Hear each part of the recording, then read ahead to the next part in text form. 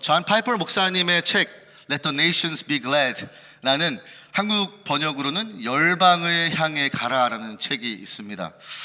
존 파이퍼 목사님의 이 책은요, Missions, 선교에 관한 책입니다. 그래서 부제가 The Supremacy of God in Missions 라는 선교에 대한 책이에요. 여기서 가장 첫 챕터랑 가장 첫 문단, 그 패러그래프를 보면요, 이렇게 말씀을 시작을 합니다. 좀 길지만 천천히 좀 읽어보겠습니다. 선교는 교회의 궁극적인 목표가 아니다 라고 되어 있습니다. Missions is not the ultimate goal of the church. Worship is 라고 되어 있죠. 예배가 교회의 궁극적인 목표가 되어야 한다. 그곳에 예배가 없기 때문에 선교가 필요할 뿐이다. 궁극적인 목표가 선교가 아니라 예배인 이유는 궁극적인 존재는 사람이 아니라 하나님이시기 때문이다. 이 세대가 끝나고 구속함을 받은 수많은 이들이 하나님의 보좌 앞에서 머리를 조아리게 될 때는 선교는 더 이상 남아있지 않을 것이다. 선교는 일시적으로 필요할 뿐이다. 그러나 예배는 영원히 남는다. 그러므로 예배는 선교의 연료요 목표다 라고 하십니다. 여러분, 파이퍼 목사님은요, 어떤 이런 말씀을 하시는 것만 같아요. 우리 인간이 죄인 되어서 죄인됨을 깨닫고 그 은혜 가운데 거듭나게 되어졌을 때 하나님을 진정으로 뜨겁게 사랑하기 때문에 일을 하게 됩니다. 섬기게 됩니다. 봉사를 하게 되어집니다. 주님을 사랑한 만큼, 은혜를 받은 만큼 섬김과 봉사의 자리로 나아가고 싶어지는 그러한 마음이 듭니다. 가령 예를 들어서 선교도 그런 일부분일 수 있을 것 같아요. 저희가 이번에도 몽골, 브라질, 그리고 뉴멕시코 이렇게 선교를 가고, 아마 뭐 캄보디아나 다른 곳들도 아마 여러분 관심 있는 곳들도 있으실 텐데, 파이퍼 목사님은 그렇게 말씀하세요. 선교는 교회의 궁극적인 목표가 아니라는 것입니다. 교회는 뭐죠? 교회는 성도입니다.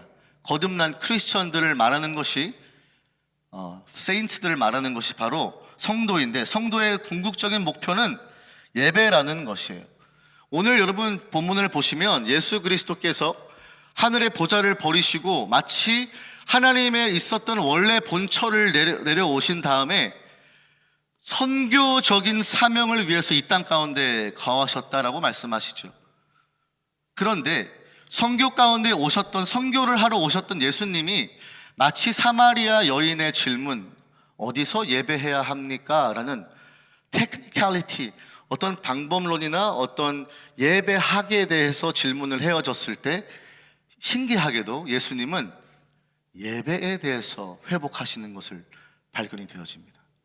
그런 면에서 우리 그리스도인들이 점점 신앙생활을 하고 신앙이 깊어지면서 하나님을 섬기고 하나님을 위해서 산다고 살아가지만 그 안에서 우리가 때로는 일이나 사역 중심으로 치우쳐질 때가 있는 것 같아요. 파이퍼 목사님은 그렇게 말씀하시는 것 같습니다. 먼저 예배가 회복되어야 될 것이다 라는 것이죠. 오늘도 마찬가지로 사마리아 여인은 아마 우리들의 모습을 조금 투영해서 볼 수 있을 것 같아요. 본문 19절과 20절 말씀입니다. 보시면 여자가 이르시되 주여 내가 보니 선지자로소이다. 놀랐죠? 그 전까지만 해도 무슨 대화가 있었죠? 예수님께서 네 남편을 불러오라 했을 때 여자가 뭐라 그랬습니까? 나는 남편이 없습니다. 그래, 네 말이 맞다. 5이 있었고 지금 있는 그 사람도 네 남편이 아니니까 네 말이 맞다. 그런데요, 이 남편에 대한 주제에 있다가 갑작스럽게도 여자가 주님이 선지자 같군요. 랍비여 당신은 마치 프로페트 같습니다. 하나님의 말씀을 전하러 온 선지자와 같습니다. 선지자라는 개념은요, 사실 사마리아인들한테는 생소한 단어입니다.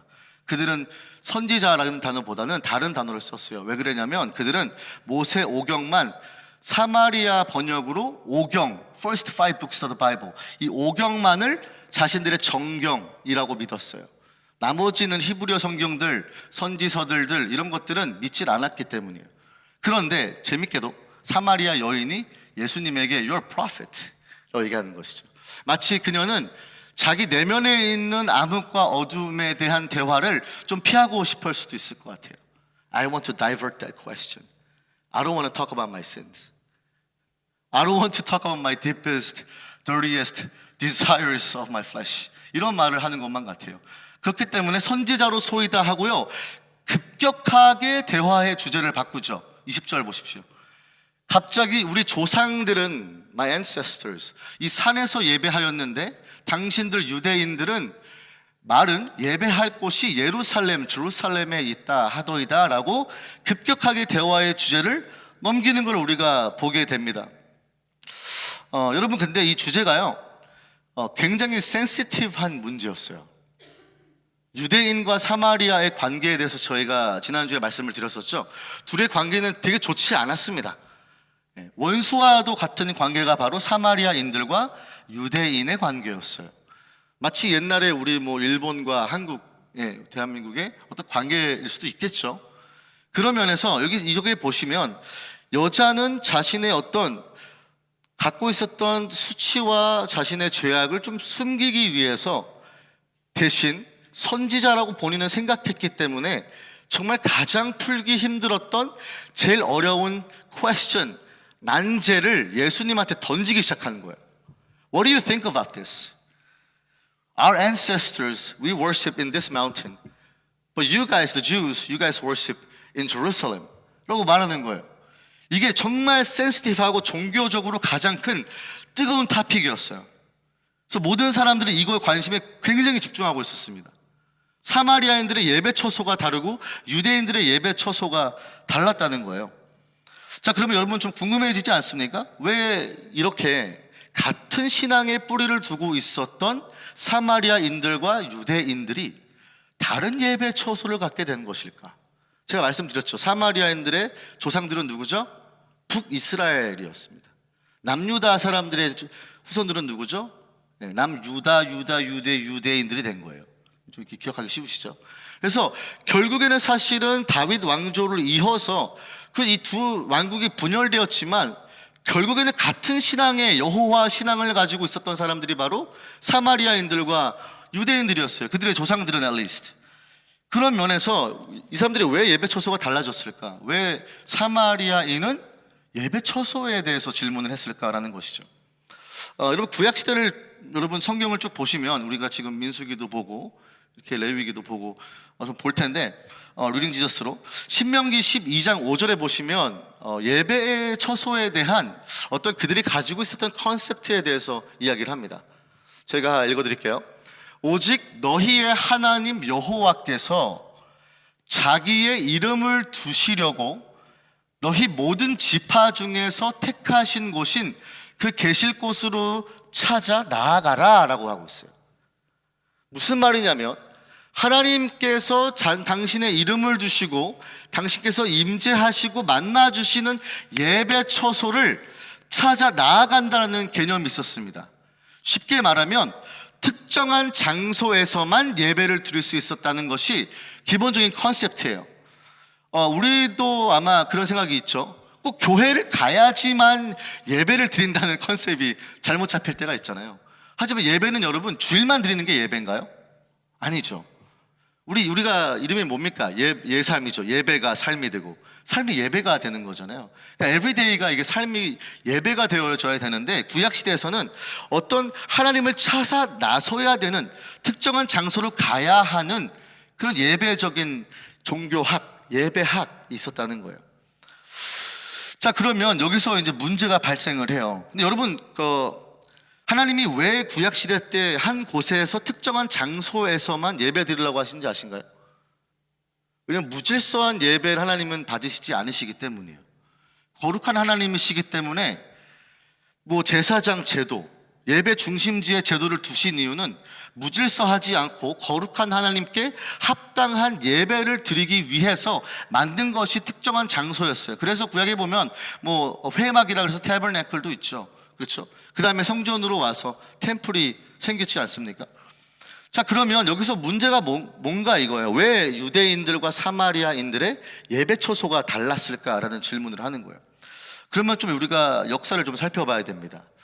제 설교가 이 초반에는 조금 지루할 수도 있겠다 싶은 이유가 뭐냐면 여러분들에게 이 역사적인 사실과 근거를 말씀드리면서 이 백그라운드 안에서 저는 본문에 있는 말씀을 추려내기 때문이에요. 어떤 문제가 있었냐면 이제 유다 백성들이 수룹바벨이라는 유다의 총독이 1차적으로 예루살렘으로 귀환했습니다. 그게 BC 358년이에요.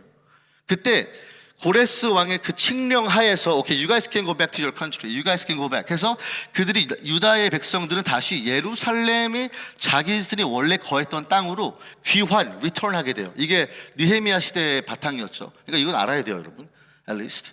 자, 그러면 그 상태에서 문제가 있었어요. 뭐냐면 수룹바벨이 가장 열심히 하고 가장 잘했던 게 뭐냐고 평가받는 게 뭐냐면 1차적으로 귀환했던 예루살렘 사람들, 그 유대인 사람들과 뭘 지었냐면 성전을 지었어요. 네, 템플을 지었어요. 그런데 여기서 좀 기분 나쁜 일이 시작이 돼요. 유다 사람들이 돌아와서 열심으로 이제 다시 우리가 본토로 돌아왔다, 다시 우리 땅으로 돌아왔다, 우리 기업이다 하면서 가장 먼저 하고 싶었던 일이 수룹바벨이라는 지도자를 통하여서 성전을 짓는 일이었는데, 여기서 북이스라엘 사람들이었던, 이미 사실 망했죠. 이미 제가 말씀드렸지만 혼합적으로 이방인들과 강제 이주하는 북이스라엘 아수르 왕 사르곤의 그런 정책으로 인하여서 이미 약간 혼혈된 상태가 바로 북이스라엘의 사람들이었어요. 근데 그 사람들이 내려온 거예요. 그러고서 이렇게 말을 합니다. 에스라 4장 3절 말씀이에요. 그들이 와서 뭐라 그러냐면, 우리가 너네들이 지금 귀환해서 오기 전까지 하나님 여호와께 예배하고 있었다. 그러니까 너희들이 성전을 건축하는데 나도 좀 파티시페이트 하겠다, 나도 도와주겠다 라고 오퍼를 했어요. 그런데 보십시오, 3절에 수룹바벨과 예수아와 기타 이스라엘 족장들이 이르되 우리 하나님의 성전을 건축하는데, 좀 이거는 hurtful하죠. 너희는 우리와 상관이 없다. You have nothing to do with us. 바사왕 고레스가 우리에게 명령하신 대로 우리가 이스라엘의 하나님 여호와를 위하여 홀로 건축하리라 하였다. 사마리아인들은 다시 와서 너네 성주 건축하고 있지, 우리도 예배하고 있었어 라고 하면서 여기 있는 성전을 같이 좀 짓자라고 얘기했습니다. 그런데 수룹바벨과 귀환한 이스라엘 사람들은 그들을 바라봤을 때 어떻게 바라봤을까요? 너네들은 이방 사람들과 통혼해서 이미 혼합적인 잘못된 우상 숭배하고 있는 짬뽕된 여호와 신앙을 가지고 있잖아. You have nothing to do with us. 우리가 홀로 성전 지을 테니까 너네들은 니네 일이나 해. 된 거예요. 그러면 기분이 나빠요, 좋아요? 기분 더럽죠. 야, 그래도 같은 조상이 있는데 우리도 그래도 신앙 지킨다고 이 세상에서 살아가고 있었는데 왜 너희들은 우리를 인클루드 시켜주지 않냐라는 그런 거예요. 하지만 이 문제는 계속적으로 진행되는 걸 우리가 보게 되죠. 이 골이 깊어지기 시작해요. 그래서 성전은 유대인 사람들은 예루살렘에서 당연히 제사와 예배를 드렸고, 사마리아인들은요, 재밌어요. 느헤미야 시대 때 산발랏 이제 기억나시죠? 산발랏. 사마리아 총독이었잖아요. 산발랏의 사위가 여러분 기억나시겠지만 이스라엘 백성과 통혼해서 그 제사장의 방한칸을 차지하고 있던 거 기억나시죠? 그래서 느헤미야가 어떻게 했습니까? 막 좁혀버리고 머리 뜯어버리고 막 이렇게 쫓아냈잖아요. 쫓아냈으니까 마음이 많이 상했잖아요. 그래서 산발랏이 사마리아인들을 위해서 예배당을 지어줬어요. 자기 사위를 위해서, 사마리아인들을 위해서 성전을 하나 더 지어버린 거예요. 그러니까 히스토리가 굉장히 좀 껄쩍지근하죠. 지금 이 사마리아 여인은 이 400년 이상의 후의 전통에 있던 조상들이 들었던 이야기와 비애와 그 씁쓸한 감정을 잃어버릴 수가 없었겠죠. 그래서 사마리아인들은 열심히 고민합니다. 아브라함이 이제 자기들이 갖고 있는 성경을 이제 보면서, 모세 오경을 보면서 보는 거예요. 어디로 가야지 하나님이 기뻐 받아주시는 성전을 지을 수가 있을까 하면서 본 거예요. 그러면서 찾아보는 게, 아브라함이 약속의 땅으로 돌아온 다음에 제단을 쌓은 처음 곳이 바로 세겜이라는 곳이었어요. 세겜. 지금 말로 하면은 수가가 어디였죠? 지금 예수님이 사마리아 여인을 만났던 동네가 바로 수가예요. 그리고 또 찾아보니까 야곱 또한 그 산에서 예배를 드렸는데 이 산의 이름은 바로 그리심산입니다. 그리심산. 한번 적으세요. 사마리아인들이 예배했던 곳은 그리심산이에요. 그리심산. 그러니까 이 긴 히스토리를 좀 이렇게 짧게 제가 설명을 드렸지만, 유대인들은 다윗 왕조로부터 시작해서 예루살렘에서 예배를 드렸고, 북이스라엘에 있던 사람들은 사마리아인들인데 아수르에게 멸망을 당해서 통호남으로 인하여서 짬뽕 신앙을 갖게 되었지만, 이들도 여기에서 파티스페 예배를 드리지 못하니까 그때 여로보암 왕이, 야 너네들 예루살렘까지 갈 필요 없어, 우리 세겜에서 그냥 예배하자 해서 된 게 바로 세겜 지역에 있었던 그리심산에서 자신들의 예배 처소를 만들기 시작하는 거예요. 자, 그리고 제가 이미지를 좀 보여드릴게요. 좀 시각화하기 위해서. 첫 번째 이미지 보시면 저렇게 된 겁니다. 저 밑에 있는 게 남유다죠. 그리고 위에가 북이스라엘의 지방이었겠죠. 예루살렘은 제가 말씀드린 것처럼 이제 남유다가 있어서 예배를 드렸던 장소가 예루살렘이에요. 그리고 사마리아인들이 예배 드렸던 곳이 바로 저 그리심산이라는 곳이에요. 그렇죠. 위에 에발산이 이렇게 있는데 그 두 산은 여호수아가 가나안 땅을 정복한 다음에 하나님이 주신 말씀이 그거였어요. 네가 그리심산에서는 축복을 외치고 네가 에발산에서는 저주를 외쳐라 했기 때문에 그들은 그리심산에다가 자신들의 예배 처소를 만든 거예요. 다음 이미지 보여주세요. 그래서 저렇게 되어 있습니다. 세겜 보이시죠? 수가라고 되어 있습니다. 북이스라엘의 수도였기도 했고, 나름 북이스라엘의 자존심과도 같은 곳이죠. 수가겠죠. 그리고 이 사마리아인들, 북이스라엘 사람들, 나중에 후손들은 저 그리심산이라는 곳에서 예배를 드렸어요. 자, 여기까지 이해가 되시죠? 다음 이미지도 보여드릴까요? 예, 이것도 좀 재밌어서 가져와 봤습니다. 이거는 그리심산에서 바라보고 있는 그 시각인데, 세겜 저기가 수가성이 있고 저희가 지금 사마리아 여인과 예수님이 만나서 대화하고 있는 장소고, 야곱의 우물이 어디 있죠? 얼마 멀지 않죠? 예, 지금도 야곱의 우물 교회가 세워졌다 그래요, 정교회에서. 그래서 야곱의 우물이 저기 있습니다. 사마리아에는 저 세겜에서 야곱의 우물까지 걸어간 거예요. 예, 동네 사람들이 자기를 싫어하기 때문이죠. 자, 그렇다면 이런 이제 역사를 가지고 여러분들도 한번 좀 추측을 해봐야 됩니다. 여인이 사람들의 눈을 피해서 이 우물가로 와서 물을 빨리 급히 떠서 도망가려고 했지만 예수님이 갑자기 앉아 계시네. 알고 보니까 유대인 남자네. 유대인 남자인데 갑자기 들어보니까 나이가 가지고 있는 모든 죄악들을 낱낱이 알고 있네. 그래서 선지자로소이다라고 유대인이 알만한 개념의 컨셉이었던 프로페시라는 단어를 쓰면서 그에게 던졌던 테스트죠.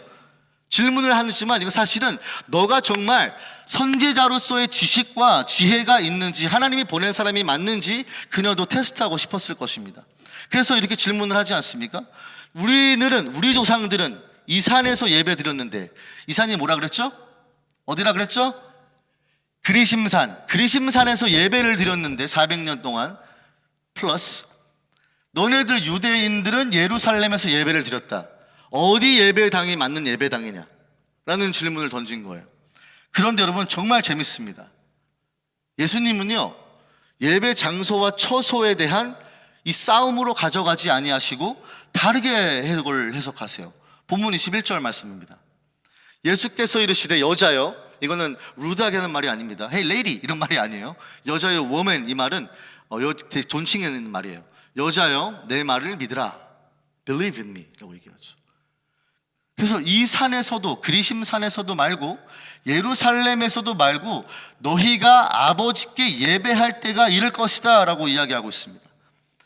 여러분, 예수님은요 지금 사마리아 여인과 이야기를 하고 있는데, 사마리아 여인은 관심사는 그거였어요. 어디서 예배하는 게 맞냐 이거예요. 어느 쪽에서. 하지만 예수님은요 되게 재밌는 것은 그리심산도 아니고 예루살렘도 아니다라고 이야기를 말씀을 하시는 거예요. 여기서 여러분 우리가 뭘 발견하게 되냐면, 예수님은 사마리아인들이 드렸던 예배당에 거기도 아니고 유대인들이 예배를 드렸던 예루살렘도 아니다라는 것을 말씀하시면서 두 그룹의 부류의 예배자들의 모습을 둘 다 잘못되었다고 말씀하시는 거예요.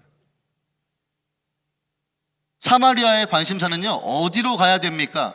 마치 파이퍼 목사님이 교회의 궁극적인 목표는 선교가 아니라 예배다라고 말씀하신 것처럼, 너네들이 뭘 할까?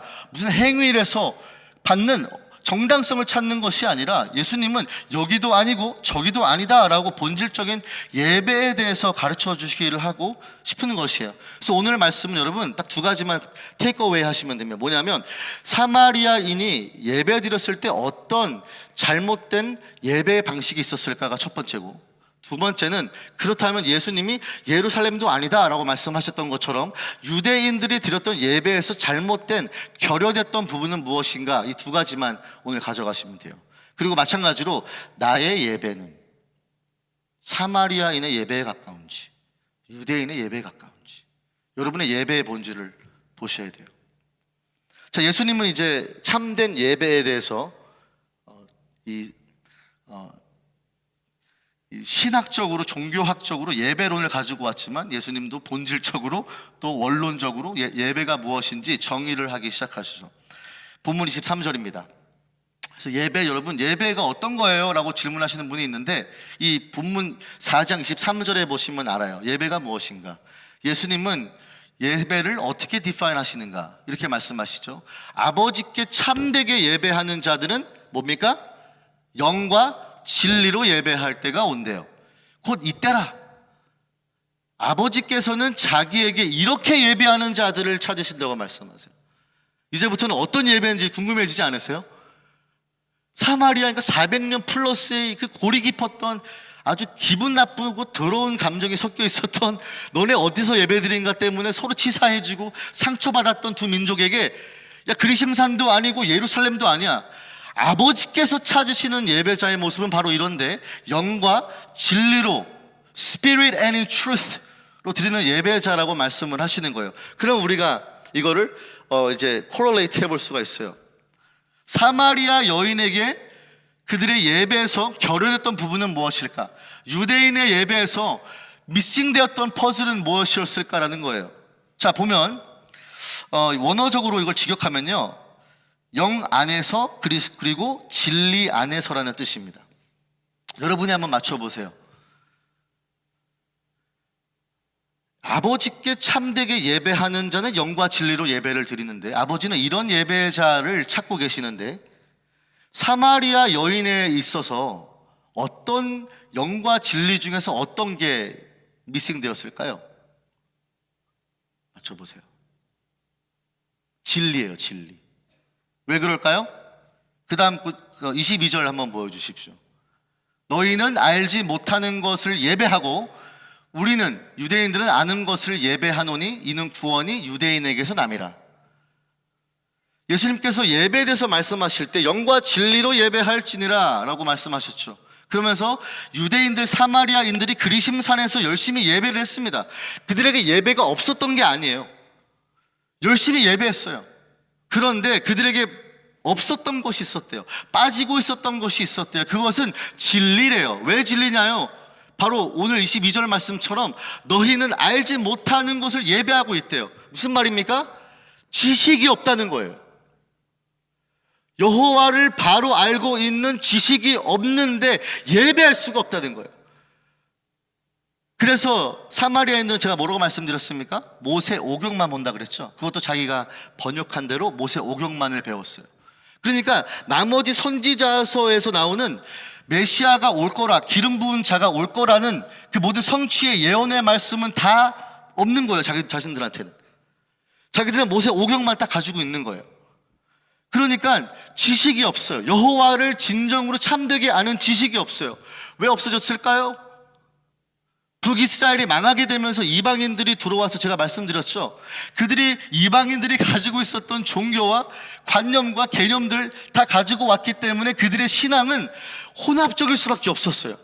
그러니까 지식이 결여되고 있었던 거예요. 올바른 지식이 없이 하나님을 예배하고 있었다는 것을 예수님은 사마리아인에게 말씀하고 있는 거예요. 여러분에게 질문하겠습니다. 여러분은 올바른 지식으로 하나님을 예배하고 계십니까?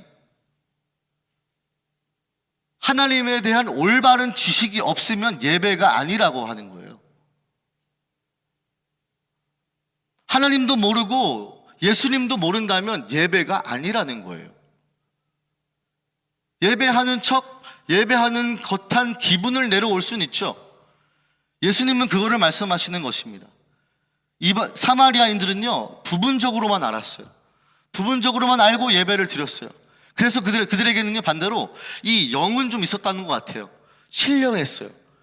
사실 유대인들보다 그들은요 더 감정적으로나 느낌적으로나 주관적인 경험적으로나 굉장히 뜨거웠어요.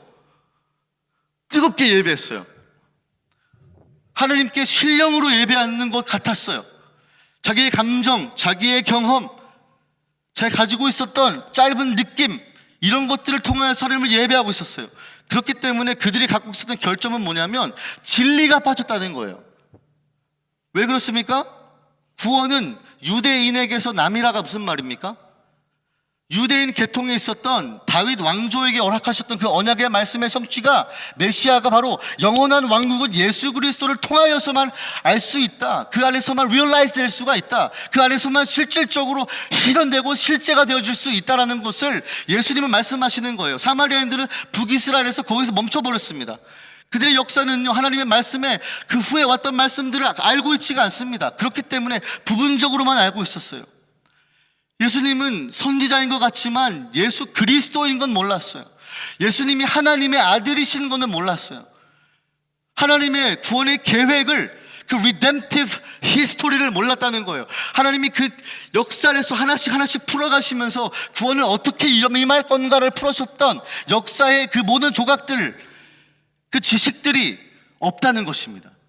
예수님은 말씀하시지 않습니까? 그래서 나는 길이요, 뭐라 그럽니까? 진리요, I am the truth. 근데 truth가 없다는 거예요. 여러분 예배가 아니는 거예요. Feel good. 내가 그냥 feel good이에요. 감정적으로. 하나님에 대한 지식이 없다면, 여호와를 아는 지식이 없다면 예배가 아니라는 것입니다. 그래서 우리 담임 목사님 호세아 강해하시는데 그러잖아요. 내 백성은 지식이 없어서 망하는도다 그러잖아요. 마찬가지로 여기서 이 사마리아 여인들, 사마리아인들의 예배가 결여됐던 부분은 뭐냐? 진리라는 것입니다. 복음이라는 것입니다. 그들에게는 어떻게 구원이 임하는지에 대한 모르고 있었던 무지함에 있었는데 신령으로만 예배를 드렸다는 것이에요. 자, 그러면 반대로 유대인의 예배는 그럼 뭐가 빠졌을까요? 예배하는 자가 영과 진리로 예배할지니라 였죠. 그럼 뭐가 빠졌습니까? 영이 빠진 거예요. 유대인들은요 철저하게 하나님의 말씀을 순종하려고 그랬죠. 모든 율법을 철저하게 실천하려고 그랬죠. 하나님이 말씀하신 것 그대로 따라서 형식적인 절차와 의례에 따라서 완벽하게 드리긴 했어요. 근데 뭐가 없었습니까? 마음의 중심이 없다는 거예요. 예배를 기가 막히게 오늘 2시에 딱 맞춰서 예배 드렸어요. 그런데 내 마음의 중심과 신령함은 없는 거예요.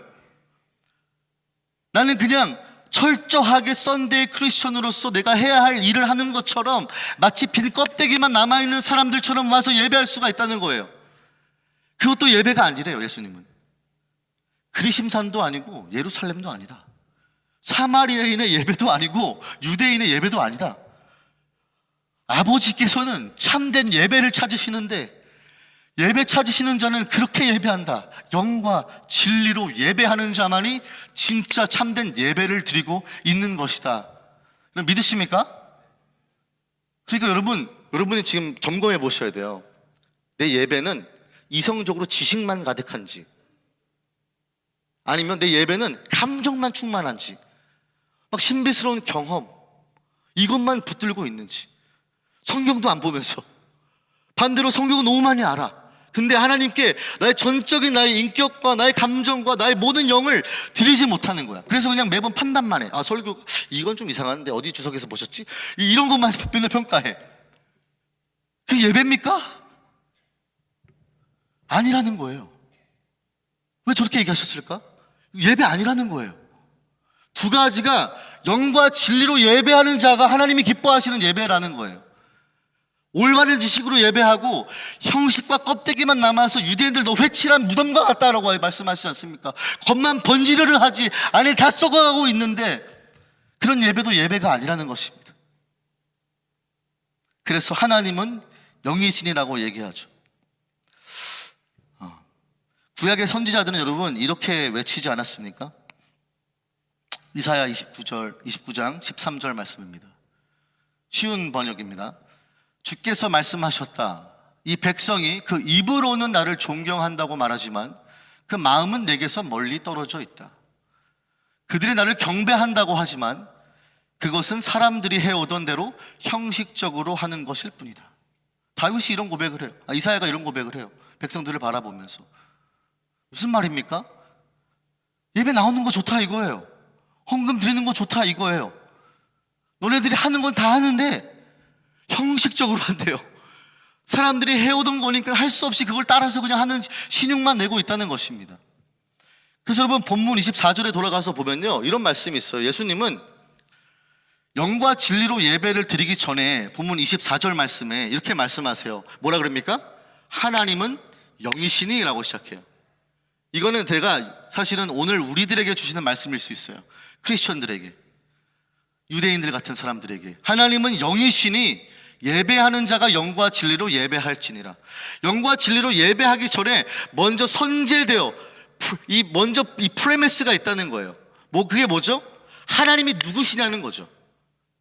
하나님은 영이라는 거예요. 그렇기 때문에 내가 영적으로 연결되지 못하는 예배가 있다면 그것은 예배가 아니라고 말씀을 하시는 것이죠. 하나님은 영이라는 것을 통하여서 유대인들이 어떤 반응을 보였을까요? 그 당시에는 예수님과 사마리아인과 대화하고 있지만 어떤 생각이 들었을까요? 하나님에 대해서 생각을 해봤겠죠. Who God is, 하나님의 attributes, 하나님이 어떤 분이신가를 고민했겠죠. 하나님 어떤 분이시죠? 전지전능하시고 무소부재하시는 분이십니다. Omnipresent. 무슨 말입니까? 한 장소에 물리적으로, 시간적으로, 장소적으로 국한되어서 제한된 분이 아니라는 것입니다. 그러면 예배는 여기서 드리나 저기서 드리나 it doesn't matter. 왜? 하나님은 무소부재하시는 분이기 때문이에요. 100% fully 여기도 계시고 저기도 계시는 분이시기 때문에 하나님은 영이시니 예배하는 자가 영과 진리로 예배한다는 것은 하나님이 누구신지 아는 바른 지식으로, 또 뭡니까? 올바른 릴레이션십으로 하나님과의 관계에 집중하시는 거예요. 예배는요, 하나님과의 관계에서 나오는 거예요. 영과 진리의 예배가 있기 전에 하나님을 묵상하다 보니까 하나님은 나의 아버지시네, 아버지께서 참된 예배를 찾으시네. 하나님은 무소부재하시기 때문에 예루살렘에서 거기서만 임재하시고 역사하시는 하나님이 아니시네. 그럼 어떻게 됩니까? 내 인생은요, 매일마다 매 순간마다 하나님 앞에서 벌벌 떨며 경외할 수밖에 없는 거예요. 형식적으로 깡통만 남아버린 그냥 소리만 시끄러운 예배자의 모습이 아니라 하나님이 여기 계시기에 예배가 내 일상에서, 내 하루에서, 내 한 시간에서 달라지기 시작한다는 거예요. 하나님이 말씀하시지 않습니까? 이 백성이 입으로는 나를 존경한다 그래요. 하지만 그 마음은 내게 멀리 떨어져 있다 그래요. 나를 경배한다고 하지만 사람들이 해오는 대로, 형식대로 하고 있다고 그래요. 여러분 어떤 예배를 드리고 계십니까? 질문을 한번 해보십시오. 나는 지성과 이성과 이 성경 안에서는 내가 예배를 알겠는데, 하나님은 알겠는데 영은 없어. 반대로 신령하기는 해. 감정 충만해. 내 마음의 중심을 막 드리는 것 같아. 쏟아붓는 것 같아. 하지만 하나님에 대해서는 잘 몰라. 알려고 하지도 않아. 그렇다면 그 두 가지 모든 예배자의 모습은요, 예수님은 참된 예배는 아니다. 아버지께서 찾으시는 참된 예배는 영과 진리로 예배를 드리는 것이다 말씀하시는 것입니다. 우리가 드리는 예배는요, 저도 그런 것 같아요. 신앙생활 하다 보면은 되게 행위로 많이 되게 치중될 때가 많은 것 같아요. 이번에 우리 둘로스와 함께 올 한 해를 비전을 가졌던 것이 세컨드 마일이었어요. 세컨드 마일. 누가 억지로 너보고 오리 가게 하거든 그와 십리를 동행하라. 세컨드 마일이었어요. 근데 그 말을 듣자마자 많은 사람들은 이렇게 생각했대요. 너무 힘들다, 지친다, 뭘 또 하냐, 뭘 또 일하냐. 근데 저는요, 이 세컨드 마일을 일로서 해석하지 않았거든요. 저는 뭘로 해석했냐면, 내가 오리를 갈 수 있게 하셨던 것은 하나님의 은혜였다면, 그 은혜가 내 안에 있다면, 이게 일이 아니더라도 누구를 사랑하는 것이라도, 누구를 용서하는 것이라도, 누구를 섬기는 것이라도, 그것이 나의 세컨드 마일이 될 수가 있겠다라는 것이었어요. 그래서 주제가 Second Mile Beyond Me였어요. Beyond Me. 이거는 나의 넘어서 밖에서의 일이다. 것이에요. 여러분, 우리의 예배가요, 가끔씩은요, 굉장히 일로 치중될 수 있어요. 그러니까 뭐 하자 그러면 다 일로만 여길 수 있어요. 사마리 여인도 그랬어요. 여기서 예배하는 것이 맞냐? 여기서 예배하는 것이 맞냐로 오직 그걸로 몰두하다 보니까 거기에만 함몰되어 있어요. 근데 그게 아니라는 것입니다. 예수님은요, 여기서도 상관없고 저도 상관없어. 일해도 되고 안 해도 돼. 선교해도 되고 안 해도 돼. 근데 예배는 드려 그러는 거예요. 예배는 드리는데 반쪽짜리만 갖고 예배 드리는 것이 아니라 진정으로 영과 진리로 예배를 드려. 예배 드리잖아요? 그러면요, 내가 그냥 하게 되는 그 부분이 있어요. 근데 그거를 우리는 항상 퀀티파이하고 퀄리파이 하려고 그래요. 야, 너 이만큼 하니까 대단하다. 와, 너 이거 너 주일학교 교사도 해? 야, 너 둘로스도 해? 야, 대단하다. 그거 받으려고 하는 게 아니잖아요. 주실 은혜가 감사하고 은혜가 족하기 때문에 나 같은 자격 없는 자로 사용하신다면 하나님 그냥 사용해 주세요. 그걸로 그냥 내가 인생을 바치는 것이지, 특별히 내가 이거 했기 때문에 내가 이렇게 되고 이거 했기 때문에 이렇게 되고 아니라는 것이죠. 전 그래서 그리스도인의 가장 큰 함정은 바로 막 메서덜러지나 방법론이나 이런 곳으로 꽂혀서 파이퍼 목사님이 계속 얘기하셨던 선교에 막 일적으로만 치중되어지는 그런 인생들로 신앙생활이 변할 수도 있다는 것입니다.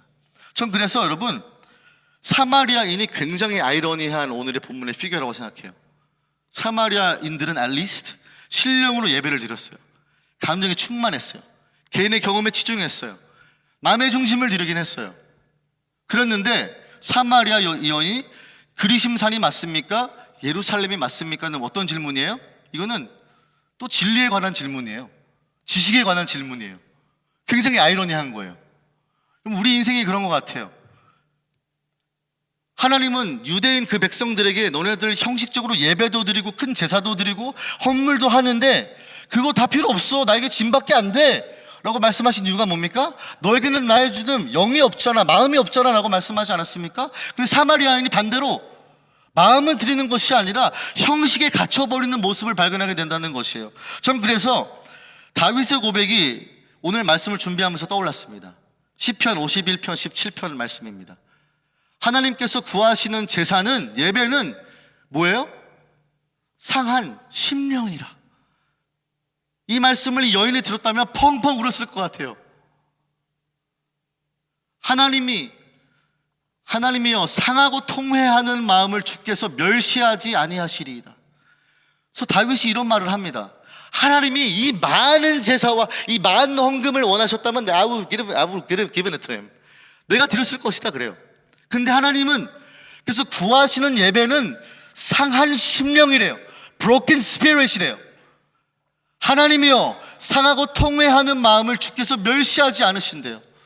사랑하는 우리 예살의 성도님들, 예배자분들, 하나님이 원하시는 건요, 여러분의 행실과 행위나 어디서 예배 드리는 대한 올바른 어떤 right or wrong, 테크니컬리티가 아니라 메서덜리지가 아니라 여러분의 상한 심령인 것을 믿으시기 바랍니다. 말씀을 마무리합니다. 여러분, 사마리아 여인은 반대로 가고 있었어요. 예수님이 너 남편 불러오라 그랬을 때 예수님은요, 그녀가 상한 심령으로 그대로 나오기를 바라셨을 거예요. 그렇지 않겠습니까? 그녀에게 네 남편 불러오라. 너 남편 없어요. 무슨 말씀이세요? 너에게는 5이 있었고 지금 만나는 자도 네 남편 아닌 건 내가 알고 있다. 네 말이 맞다. 그러면요, 거기서 이 산에서 예배해야 됩니까? 예루살렘 예배해야 됩니까가 아니라 맞습니다. 내게는 남편이 없습니다. 이 세상에서 해갈하려고 나의 목마름을 쫓았지만 주님 맞습니다. 내가 가지고 있는 것은 올바른 지식에 드리는 예배가 아니라 하나님 그저 상한 심령입니다. 예수님은요, 그거를 만나고 싶으셨던 거예요. 근데 사마리아인은 여기서 예배합니까? 저기서 예배합니까? 마치 유대인과 같은 모습으로 지식과 이성으로만 예수님께 다가가기 시작하지 않았습니까? 더 놀라운 사실은 예수님이요, 그녀가 급작스럽게 대화를 바꾸셨지만 그 대화를 또 가져가세요. 난 너무 이게 놀라운 것 같아요. 그럼 예수님이 야 잠깐 멈춰봐, 너 지금 남편 얘기하고 있었잖아, 너의 죄에 대해서 얘기하고 있었잖아, 이거 먼저 얘기해 볼까라고 예수님은 갑자기 다시 대화로 돌아가지 않으셨어요. 왠지 아세요? 그녀를, 그 상한 심령을 그대로 만나고 싶었기 때문이에요. 그 마음을 그대로 받고 싶었기 때문이에요. 그래서 그 안에서 스피크하고 말씀하시고 싶었던 것이에요. 여러분, 여러분의 예배는 어떠합니까? 여러분의 예배에 영과 진리로 예배드리고 계십니까? 아니면 나는 영은 있습니다, 나는 신령합니다, 나 감정도 쏟아붓고 중심도 되어지지만 하나님을 알려고 하는 올바른 지식은 나에게 없다면 예수님은 그건 예배 아니다, 그리스도를 믿지 못하는 예배는 예배도 아니다 라고 말씀하시는 거예요. 나는 많이 알고 있습니다, 성경 여기 있는 거요 내가 다 읽었습니다, 백투백으로 한 3번 읽었습니다. 예수님이 그러면서 그럼 너 마음은 나에게 주고 있냐? 그거 예배 아니다 라고 말씀하실 거예요. 이 시간 다 함께 일어나셔서 먼저 눈을 감고 우리 하나님 앞에 예배하는 심정으로 좀 기도했으면 좋겠어요. 여러분의 예배를 한번 돌아봅시다. 여러분의 예배는 정말 하나님 아버지께서 찾으시고 참된 예배가 되어집니까? 아니면은 생각만 가득한지, 이성으로만 가득한지, 아니면 감정으로만 가득한지, 감정으로 많아서 내가 쏟아붓지만 내 삶의 말씀으로 변화받는 것이 아무것도 없다면 그 삶의 예배가 되어줄 수 없다는 것처럼 이 시간 기도하실 때 또 이렇게 기도했으면 좋겠습니다. 하나님께서 구하시는 제사는 상한 심령이라고 말씀하셨습니다. 그렇게 여러분 하나님께 나오실 때 여기서 예배합니까? 저기서 예배합니까? 여러 가지 질문들 말고요, 예수님이 그 사마리아 여인에게 원하셨던 마음처럼 그저 상한 심령으로 나에게 오지 않으련, 너가 갖고 있는 지친 마음으로 나에게 그냥 오지 않으련, 너가 있는 지금 다 지쳐서 질려버려서 아무것도 하기 싫어버려서 무기력한 상태인 너의 그 마음 그대로 나에게 오지 않으련, 그러면 그 예배가 그때서야 하나님 기뻐 받아주시는 예배로 회복될 줄 믿습니다. 이 시간 저희 한번 기도하실 때 우리 말씀에 반응해서 한번 기도했으면 좋겠습니다. 하나님께서 구하시는 제사는 상한 심령이라, 하나님이여 상하고 통회하는 마음을 주께서 멸시하지 아니하시리이다. 이 시간 함께 먼저 아버지 아버지께 말씀에 의거하여서 나 예배가 어떠한지 돌아보며 함께 기도하며 나아가시겠습니다. 기도하시겠습니다.